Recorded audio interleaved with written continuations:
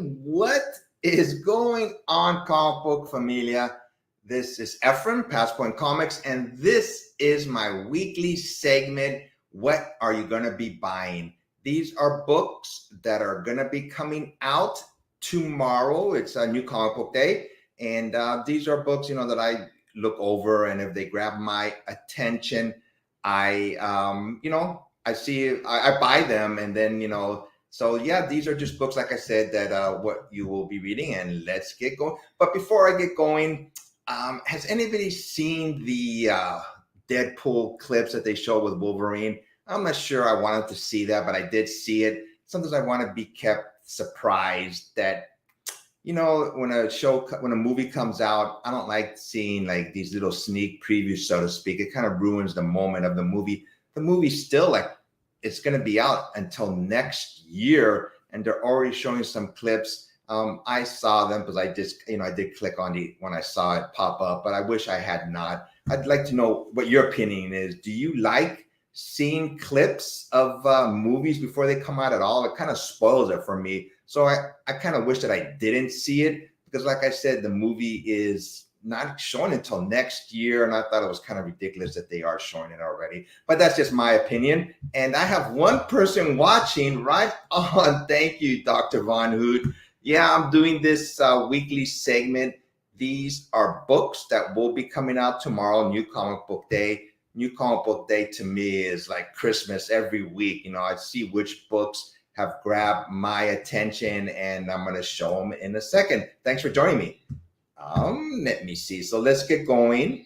So this segment is called What Will You Be Reading, or What Will You Be Buying? Basically books that, like I said, are coming out tomorrow. So my first choice is Red Goblin. It says Nature versus Nurture begins, Carnage reigns.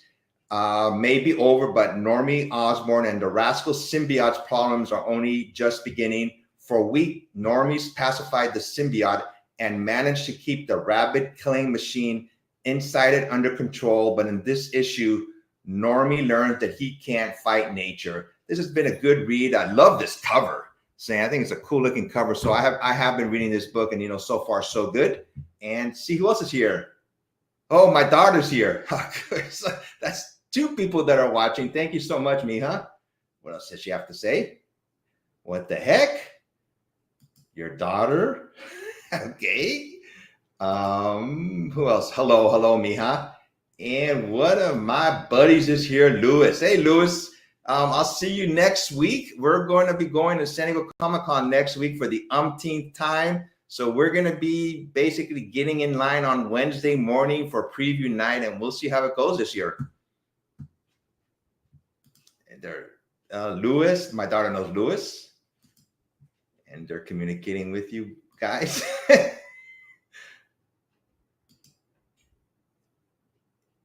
Let's see what else they have to say.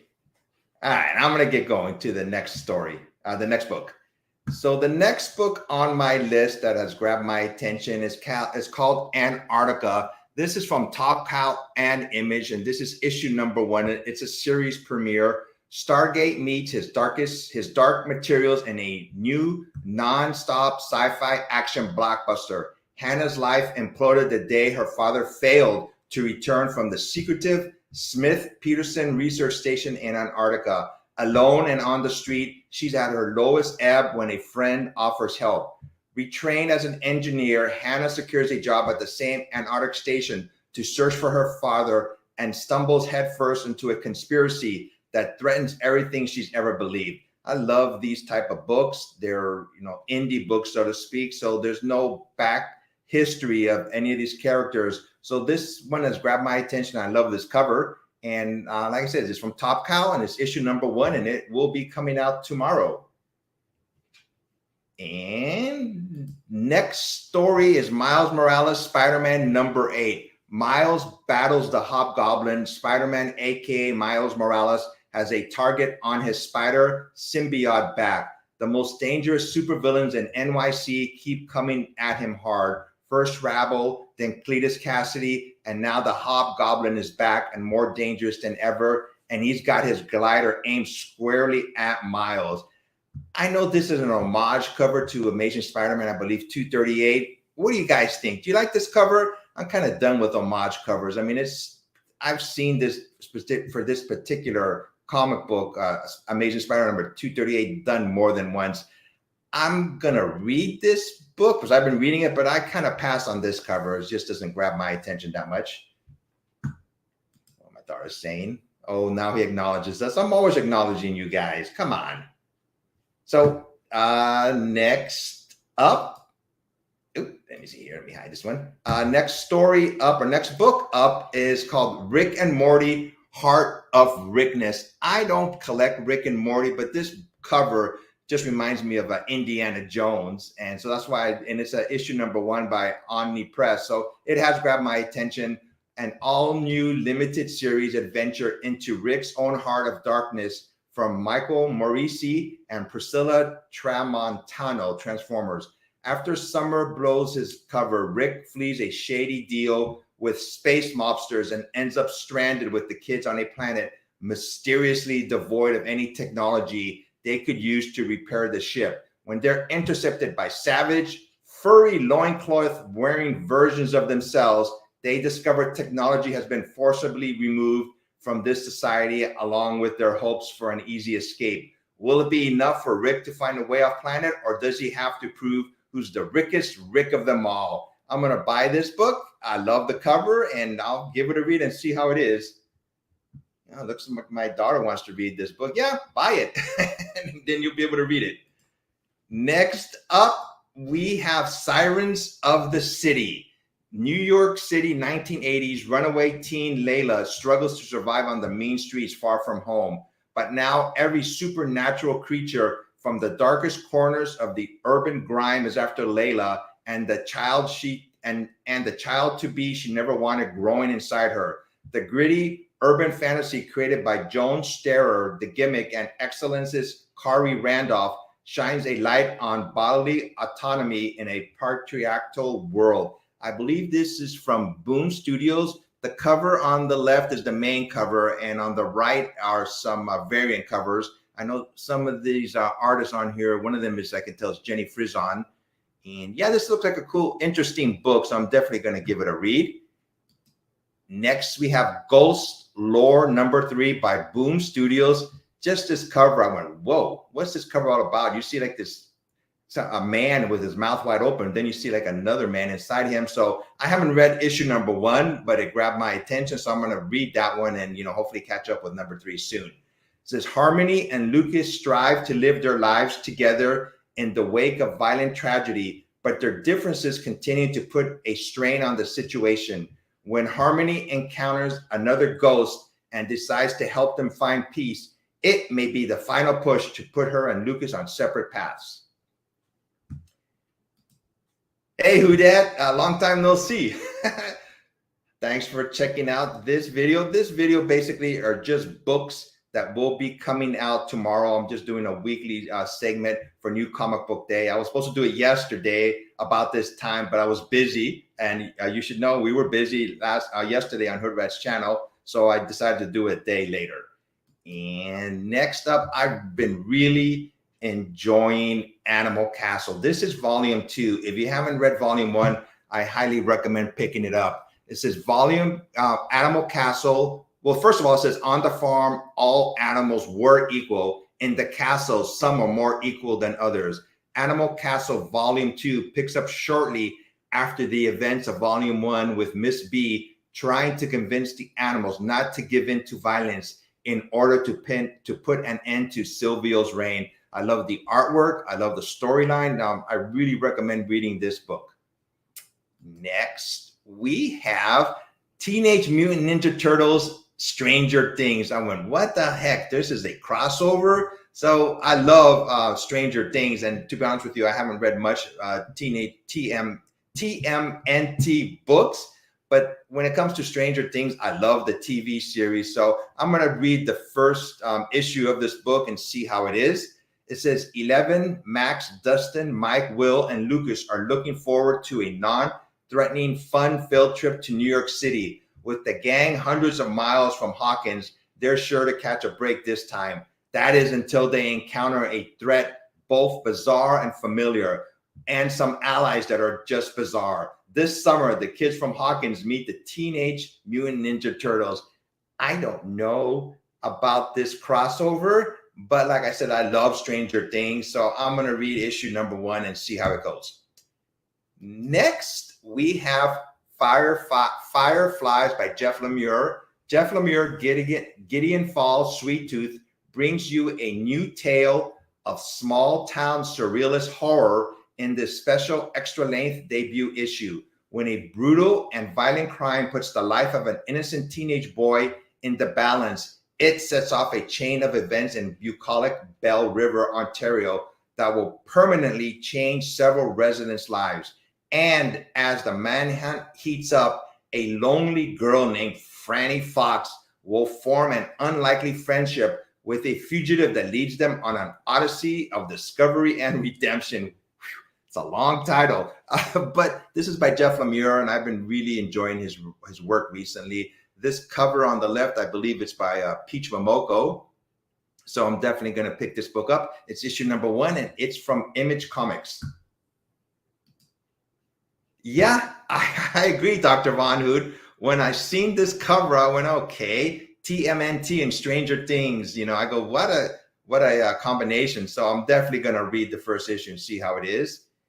Next, we have Fallen Friend, the death of Ms. Marvel. Ms. Marvel died. Spoiler, sorry, nobody who hasn't read it, an Amazing Spider-Man 26. I'm not sure about the way, first of all, she didn't die in her own comic book. I don't think she has a current series going on. So they put her in Amazing Spider-Man 26 and she didn't survive. I just think they're kind of doing it for publicity for some reason, maybe because of the Marvel movies coming up in November. This character is going to come back, but this tells the aftermath of her death and what happened. So I am going to read it, see how it goes. And hopefully, Marvel, DC, all these superheroes, they always come back eventually. Next, I love this cover. This is Star Wars Darth Vader number 36, Death by Droid. With his full force power still out of control, Darth Vader is more powerful and vulnerable than ever before, which makes this the perfect time for him to be betrayed by one of his most trusted associates. And astoundingly, it's not Aphra or Ochi. Featuring the return of 000 and BT, the deadliest team-up of droids Vader has ever faced. If you haven't read or know about 000 and BT, they are basically the evil versions of C-3PO and R2-D2. I love these two characters, and I can't wait what they're going to do to Darth Vader. See here a message by Dr. Von Hood. Yep, nobody on this planet thinks this character is dead. It's insulting. I agree. Ms. Marvel, died. It's just a publicity stunt. It happens so much in comic books now, and she's going to be back, and people are probably, when she comes back, they're going to make a big deal about it, and they're going to have tons of variants. I'm not going to buy one of them. I knew she was going to come back, when it's either in a couple months or when the movie Marvels comes out. I guarantee you she will be back. Next up, it says enormous 25th issue Moon Knight. I said, okay. This is another grab, if you ask me. They're just saying this just to grab it because it's a 25th issue and it's Legacy number 225. That means if they when they reboot comic books, they start off at number 1 all over again. But in reality, this is issue number 225 of Moon Knight. So, be that as it may, they're making a big deal because it's the 25th issue, but in reality, it's not. But I'm going to read it. I'm a sucker. It says Moon Knight's past and present collide, leading into his first event series. The past comes back to bedevil Moon Knight as he pursues his latest enemy, someone once familiar and new. From grim New York nights to the blazing sun of Alexandria days, Moon Knight hunts for answers among the graves of Hart Island while haunted by the last mission of the Karnak Cowboys, a mercenary crew counting among its members Mark Spector, John Paul Duchamp, Robert Plesko, and Leda L. Fowley, plus a classic Moon Knight story from the past by Doug Monach and Bill Sienkiewicz. So like I said, this is legacy number 225. We'll see how the story goes. Ha, you just ordered that Star Wars, Lewis? Nice. Yeah, I like that cover. I think I'm going to try to get it also. And let me see what's next. Okay, this is the last book, and I put this as my read of the week. When this series first started, it caught me completely by surprise. I just said, Superman lost? What is that all about? How can Superman be lost?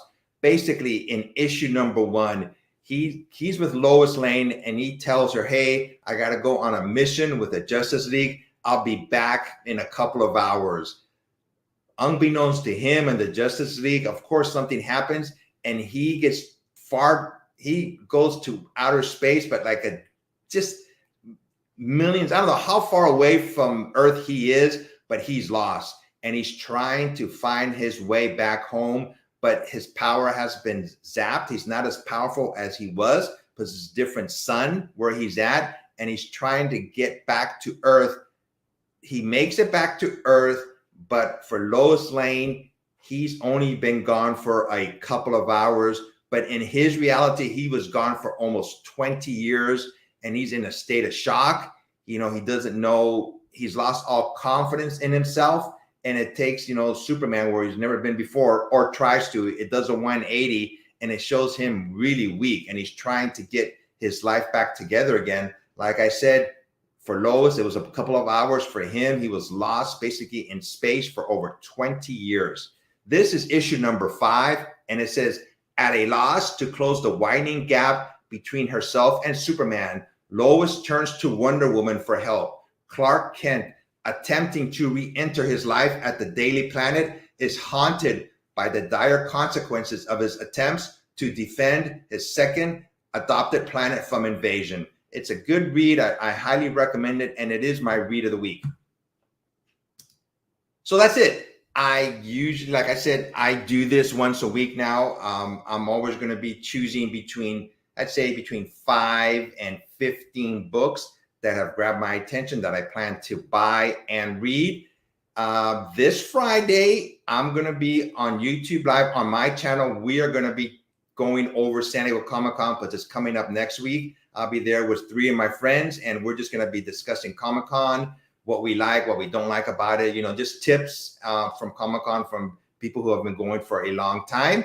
And I think that's about it. So until next time, everybody, this is Ephraim, Past Point Comics.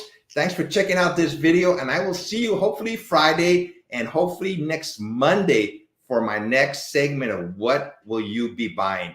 Be safe and take care, everyone.